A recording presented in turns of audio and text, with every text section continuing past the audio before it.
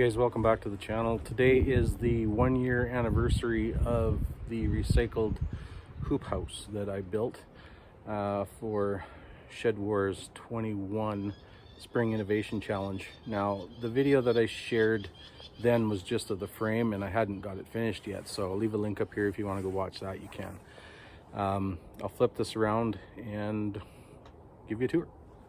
Thanks for coming out today.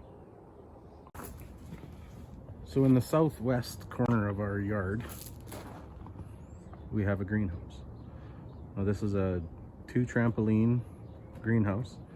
You can see the one half here, half there, half there, half there. 4 halves makes 2, and they're welded together, screwed together, and then covered with a 6mm plastic. Now it's not a greenhouse plastic, it's just a vapor barrier plastic, and it has held up really well. I'll go show you the other side here. So just built a simple door for it, and then put the plastic over top, rolled it up on itself on a 2x2, and screwed it down to kind of a base plate sort of deal there. Pretty simple.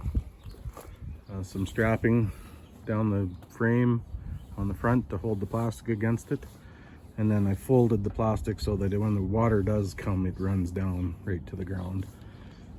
And the little door, a little bit of forged hardware there, of course, because you know, I've got to have forged everything. And let's go inside.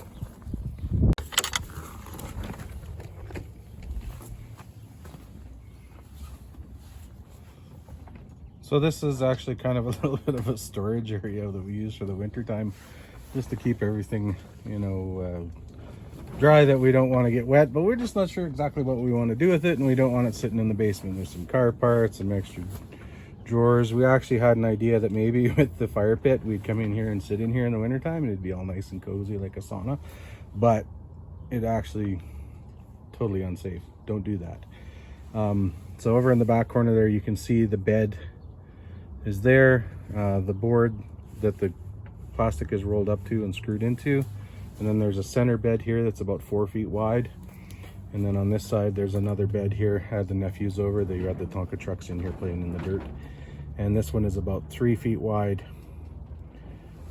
and basically, you know, end to end. So the door that I made, and then there's just a little flip over latch here, so if you're working in here and the wind's blowing, you just flip that over and then the door won't slam open and closed.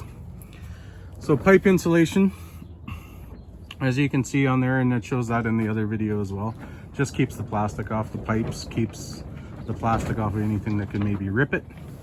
This back plastic in here is just taped up here, a couple of holes there for when the wind gets blowing. This thing, you can actually hear it in the house. We leave that down a ways in the wintertime, and because of the Chinooks that we get in here, it blows like mad, and you can actually hear the building going poof, poof, poof. So it's pretty cool, but it's held up really well. There's no tears. There is a little rip right there, but I think that's from that shelf, so I'll just put some of this blue tuck tape over it. Oh, and another tip for you guys, that blue tuck tape is amazing shit. It is sticky, it doesn't come off. Like, it'll pull off, but it doesn't come away like the green stuff does, or the red stuff, sorry. That, I don't know, it's just amazing shit. So if you're going for that, use the vapor barrier contractor tape. It's just top notch. You won't beat it. Drilled a few holes in here for some hooks,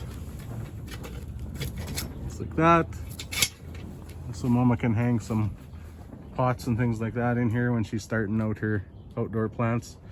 Right now in here it is, let me grab the thermometer here, it is 22 degrees Celsius. Now earlier today, because we have a weather station in the house and it runs off of that little deal there, it showed it at 34 degrees Celsius in here today when the sun was shining on it. So that's pretty nice and warm for first part of March, or I guess we're at the middle of March now. But anyways, that's pretty simple. If you guys have any questions or anything, that's pretty much it.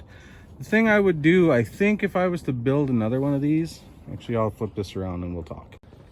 So the thing I would do differently, I think if I was to build another one of these is, let's see if I can show you down here.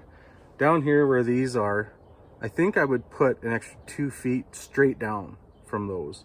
So either use, you know how trampolines have the legs that come down like that and they're straight up and down? Either use those and stretch them out or whatever you got to do to make them fit, and raise it up straight up 2 feet. And that way, you know, if you wanted to do a super deep bed, you could, or you could do a shallow bed with storage underneath it or something like that. And then, because this isn't too bad, it's 7 feet in the middle, which is just fine for short guys like me. But you know, it would just get it up in the air a little bit more. There'd be more airspace. I don't know, maybe it would be colder. I don't know, maybe it wouldn't work at all. But I think then you could have straighter beds, things like that. But we may end up moving this thing to the backyard because it does get so hot here. And you know, obviously we're in Canada, so the sun is always a little bit on the south. And right where it sits right now, that is the absolute hottest part of the yard. So we don't really need that. What we need is a place that gets good sun, and then we can maintain that heat and just use it throughout the day. So a little bit of shade would be good so those plants aren't cooking in there and just burning up all the water, right? So anyways, thanks for coming out today. I appreciate it. I hope you got something out of this. If you did, smash one of those. If you didn't, smash one of those. Give us a follow, give us a subscribe. Getting a little bit better at making these things, so hopefully we can continue on and do some more of this stuff. So thanks again. We'll see you for the next one.